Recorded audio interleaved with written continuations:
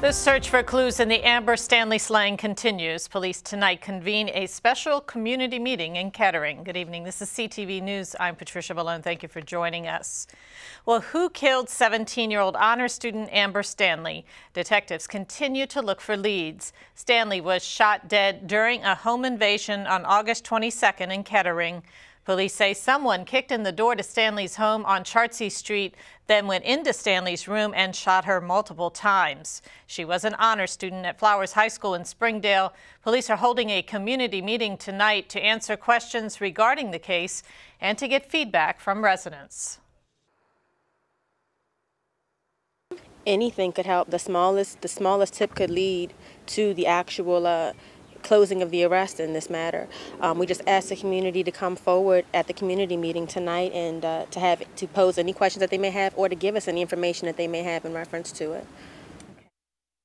And the meeting takes place tonight at the Kettering Community Center, located at 11,800 Chestertown Drive in Upper Marlboro. It starts at 7 p.m.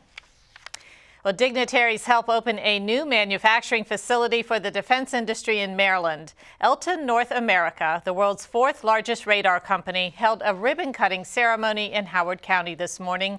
The business is a subsidiary of Israel Aerospace Industries.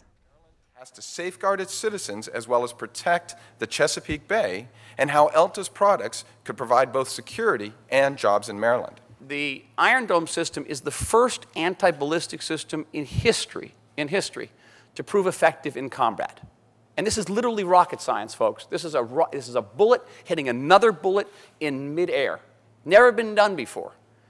And the most extraordinary thing is that the Iron Dome can discern the trajectory of the incoming enemy rocket within a split second. But the defense industry could stand to lose a lot in the near future. According to a new study, Maryland could lose nearly 115,000 jobs and almost $6 billion in labor income with proposed federal defense spending cuts.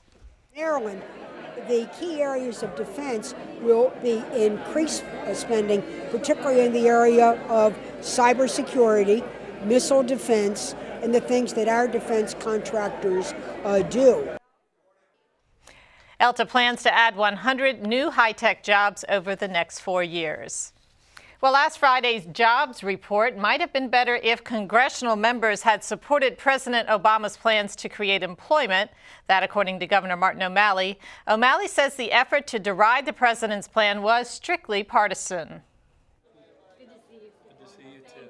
The jobs report showed that for the 30th straight month in a row, our country is creating jobs in the private sector.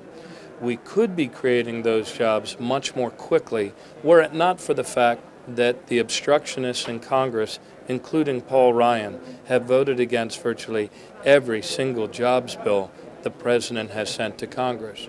Their goal in that, cynically of course, is to try to slow the economy before the election in order to try to prevent the president from being reelected. The unemployment rate dropped to 8.1% in August and 96,000 jobs were added, but 41,000 fewer jobs were created in June and July than initially estimated. Meanwhile, the governor says he plans to lead an economic development mission to Israel in November. The 8-day mission will focus on the life sciences industry, cyber and homeland security, as well as aerospace and defense companies. O'Malley is scheduled to speak at a renewable energy conference and also to meet with Israeli Prime Minister Benjamin Netanyahu. Well, today's the last day for residents to submit comments on how utility companies handled the derecho storm last June.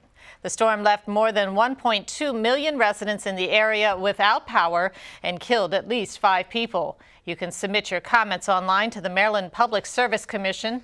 Residents can log into psc.state.md.us. The commission has scheduled public hearings with utility companies on September 13th and 14th.